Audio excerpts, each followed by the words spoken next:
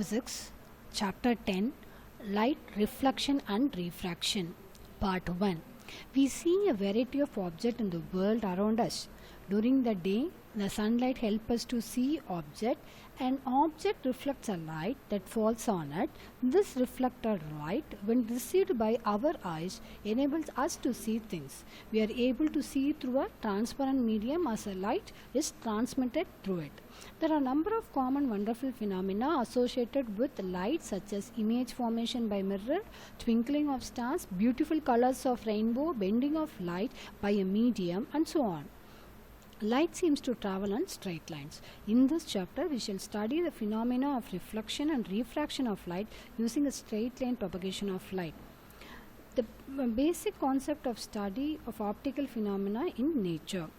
We shall try to understand in this chapter the reflection of light with spherical mirror and refraction of light and their application in real life situations. Reflection of light. A highly polished surface such as mirror reflects most of the light falling on it, that is bouncing back. This process is called reflection of light. You are already familiar with laws of reflection. Just we recall these laws. The angle of incidence is equal to the angle of reflection, and the incident ray normal to the mirror at the point of incidence and the reflected ray all lie in same plane. These laws of reflection are applicable to all types of reflecting surfaces, including spherical surfaces. You are familiar with the formation of image by a plane mirror. Now we are going to study about nature or the properties of the image. Image formed by a plane mirror is always virtual and erect. The size of the image is equal to that of the object. The image formed is far behind the mirror as the object is in front of it. The image is laterally inverted. In our home, we may have spoon. You just note down.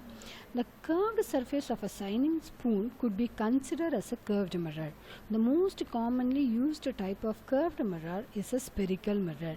The reflecting surface of such mirror can be considered to form a part of the surface of sphere. Such mirror whose reflecting surface is spherical are called spherical mirror. We shall now study about spherical mirrors in some detail. Spherical mirror. The reflecting surface of a spherical mirror may be curved inwards or outwards.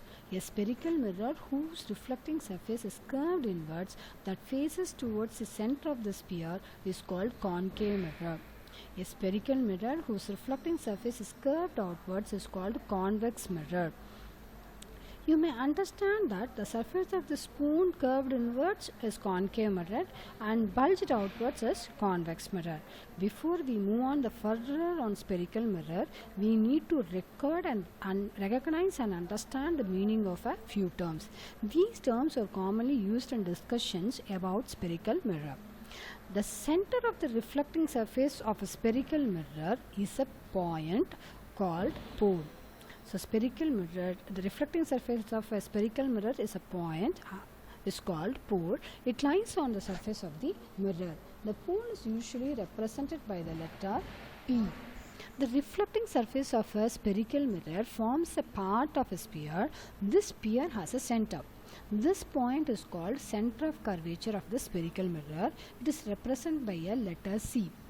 Please note that the center of curvature is not a part of the mirror, it lies outside its reflecting surface.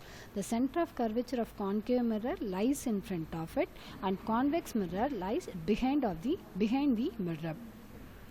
Next, the radius of the sphere of which the reflecting surface of a spherical mirror forms a part is called radius of curvature of the mirror. It is represented by letter R. The distance PC is equal to the radius of the curvature. Just imagine a straight line or imaginary line passing through a pole and the center of curvature of a spherical mirror. That particular imaginary line is called principal axis. That principal axis is normal to the mirror at its pole. A number of rays parallel to the principal axis are falling on a concave mirror. If you observe the reflected rays, that all reflected rays meeting or intersecting a point on the principal axis of the mirror. This point is called principal focus of a concave mirror. Similarly, again the reflected rays appear to come from a point on the principal axis. This point is called principal focus of the convex mirror. The principal focus is represented by letter F. The distance between pole and the principal focus of a spherical mirror is called focal length, and it is represented by letter F. The reflecting surface of a spherical mirror is by and large spherical. That surface then has a circular outline. The diameter of the reflecting surface of spherical mirror is called aperture. Spherical mirror of small apertures, the radius of curvature is found to be equal to twice the focal length. We just put this as r equal to 2f, r is equal to 2f. This implies that the principal focus of a spherical mirror lies midway between the pole and the center of curvature. Next, general rules for image formation using ray diagrams. The first one is about if a ray parallel to the principal axis after reflection will pass through the principal focus in the case of concave mirror, or appear to diverge from the principal focus in the case of convex mirror.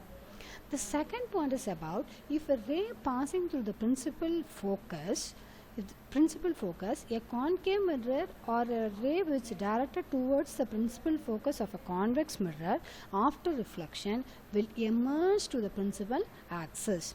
The third one is if a ray passing through the center of curvature of a concave mirror or directed in the direction of center of curvature of convex mirror after reflection is reflected back along the same path.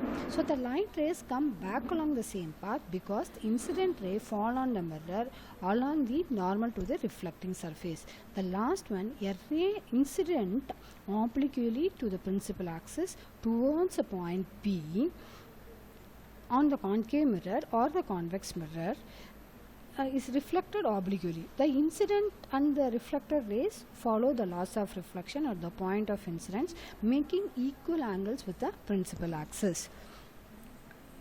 Next, image formed by a concave mirror. Image formed by concave mirror. Here we are going to learn the position of the object, position of the image and size of the image and nature of the image. In first one, at infinity, the position of image formed at the focus and the size of the image is highly diminished on point size, and the nature of the image is real and inverted. The second one, when the position of the object is beyond C, the position of the image formed between F and C and the size of the image is diminished and the nature of the image is real and inverted. The third one is at C. The position of the object is at C and position of image formed at C. Size of the image is same size and nature of the image is real and inverted. The fourth one, between C and F. The position of our object is between C and F. The position of the image is beyond C and the size of the image is enlarged and nature of the image is real and inverted. The fifth one is when the position of the object at F, the image formed at infinity and the size of the image is highly enlarged and the nature of the image is real and inverted. Finally, if the position of the object between P and F, the position of image formed behind the mirror and the size of the image is enlarged, and finally the nature of the image is virtual and erect. Next, we are going to see image formed by convex mirror. Here also, the first one is the position of the image at infinity, the position of the object at infinity, the position of image is at focus F behind the mirror, the size of the image is highly diminished and pointed side. The nature of the image is virtual and erect. Next, the position of the object between the infinity and the pole P of the mirror, the position of image is between P and F behind the mirror, the size of the image is diminished and the nature of the image is virtual and erect. Next, uses of spherical mirrors. Uses of spherical mirror. First one is a concave mirror. Concave mirrors are used in torches, searchlights and headlights of vehicles to get a parallel beams of light. They are used as shaving mirrors to see the large image of the face. The dentist also, they are using a concave mirrors to see the larger images of the teeth. In solar furnaces also, they are using a concave mirror to use to get a concentrated sunlight to produce more heat. Next, uses of convex mirror. This is used mostly in the vehicles rear view mirrors, and it gives a diminished image of object. Then it is also have a wider field of view, the plane mirror. Next, sign convention for reflection by spherical mirror, that is New Karstein sign convention for spherical mirror. While dealing with the reflection of a light by spherical mirror, we shall follow a set of sign convention called New Karstein sign convention. In this convention, the pole P of the mirror is taken as origin. The principal axis of the mirror is taken as x-axis. The convention are as follows. The first one is the object is always placed to the left of the mirror. This implies that the light from the object falls on the mirror from the left hand side.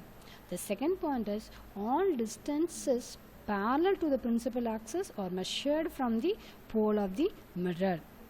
All the distances measured to the right of the origin are taken as a positive, while those measured to the left of the origin is taken as negative.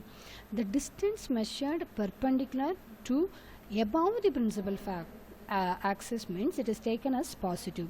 The same distance measured perpendicular to and below the principal axis are taken as negative. The next topic is mirror formula. In a spherical mirror, the distance of the object from the pole is called object distance, which is denoted by letter U. The distance of image from the pole of the mirror is called image distance, which is denoted by V.